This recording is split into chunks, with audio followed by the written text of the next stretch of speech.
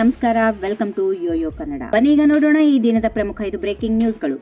ರಾಜ್ಯ ಸರ್ಕಾರವನ್ನು ಅತಂತ್ರಗೊಳಿಸುವ ಪ್ರಯತ್ನದಲ್ಲಿ ಬಿಜೆಪಿ ಕಾಂಗ್ರೆಸ್ ನಾಯಕರಿಗೆ ಆಫರ್ ನೀಡಿದ್ದ ಕುರಿತು ಮತ್ತೊಂದು ವಿಚಾರ ಬೆಳಕಿಗೆ ಬಂದಿದೆ. ಈ ಹಿನ್ನೆಲೆಯಲ್ಲಿ ನನಗೂ ಆಫರ್ ನೀಡಿದ್ದರು ಎಂದು ಶಾಸಕ ಎಸ್.ಎನ್. ಸುಬ್ಬಾರೆಡ್ಡಿ ಹೊಸ ಬಾಂಬ್ ಸಿಡಿಸಿದ್ದಾರೆ. ಈ ಬಗ್ಗೆ ಮಾತಾಡಿದ ಅವರು, ಈ ಹಿಂದೆ ಬಿಜೆಪಿ ನನಗೆ ಸಚಿವ ಸ್ಥಾನಕ್ಕೆ ಆಫರ್ ನೀಡಿದ್ದರೂ ಕೂಡ ನಾನು ಅದನ್ನ ತಿರಸ್ಕರಿಸಿ ಕಾಂಗ್ರೆಸ್ ಪಕ್ಷದಲ್ಲಿ ನಿಷ್ಠೆಯಿಂದ ದುಡಿದಿದ್ದೇನೆ. ಹಾಗಾಗಿ ನನಗೆ ಸಂಪುಟದಲ್ಲಿ ಪುನರ್ರಚನೆಯ ಸಂದರ್ಭದಲ್ಲಿ ಸಚಿವ ಸ್ಥಾನ ಬೇಕು ಎಂದರು. ಚಿಕ್ಕಬಳ್ಳಾಪುರ ಜಿಲ್ಲೆಯ ಬಾಗೇಪಲ್ಲಿ ಕಾಂಗ್ರೆಸ್ ಶಾಸಕರಾಗಿರುವ ಅವರು ಈಗಾಗಲೇ ಸಿಎಂ ಹಾಗೂ ಡಿಸಿಎಂ ಅವರು ನನಗೆ ಸಚಿವ ಸ್ಥಾನ ನೀಡುತ್ತೇನೆ ಎಂದು ಭರವಸೆ ನೀಡಿದ್ದಾರೆ. ಅಷ್ಟೇ ಅಲ್ಲದೆ ಇದಕ್ಕಾಗಿ 2 ಬಾರಿ ನಿಗಮ ಮಂಡಳಿ ಸ್ಥಾನ ತಿರಸ್ಕಾರ ಮಾಡಿದ್ದೇನೆ ಎಂದು ಸುಬ್ಬಾರೆಡ್ಡಿ ತಿಳಿಸಿದರು.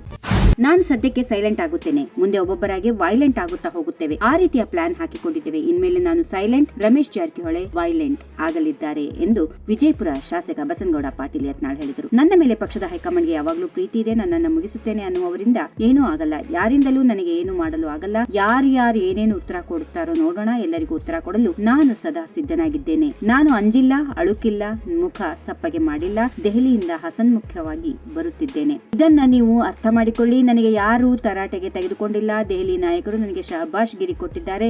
ಕೇಂದ್ರದ ಶಿಸ್ತು ಸಮಿತಿ ವರಿಷ್ಠರು ಕೊಟ್ಟ ನೋಟಿಸ್ಗೆ ಉತ್ತರ ಕೊಟ್ಟಿದ್ದೇನೆ ಎಂದು ಅವರು ತಿಳಿಸಿದರು.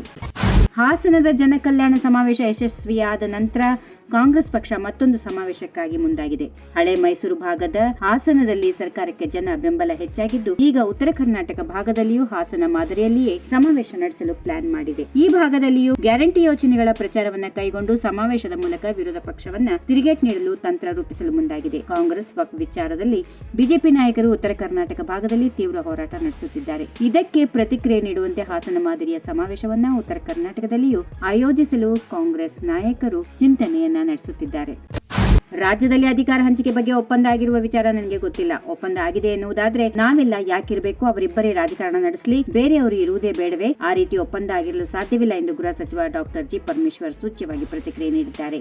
ಈ ಬಗ್ಗೆ ದೆಹಲಿ ಮತ್ತು ರಾಜ್ಯದಲ್ಲಿ 2-3 ಕೇಳಿದ್ದೇನೆ. ಒಪ್ಪಂದ ಆಗಿದೆ ಅಂತ ಯಾರು ಹೇಳಿಲ್ಲ. ಉಪಮುಖ್ಯಮಂತ್ರಿ ಡಿ.ಕೆ. ಶಿವಕುಮಾರ್ ಅವರು ಯಾವ ಅರ್ಥದಲ್ಲಿ ಹೇಳಿದ್ದಾರೋ ನನಗೆ ಗೊತ್ತಿಲ್ಲ.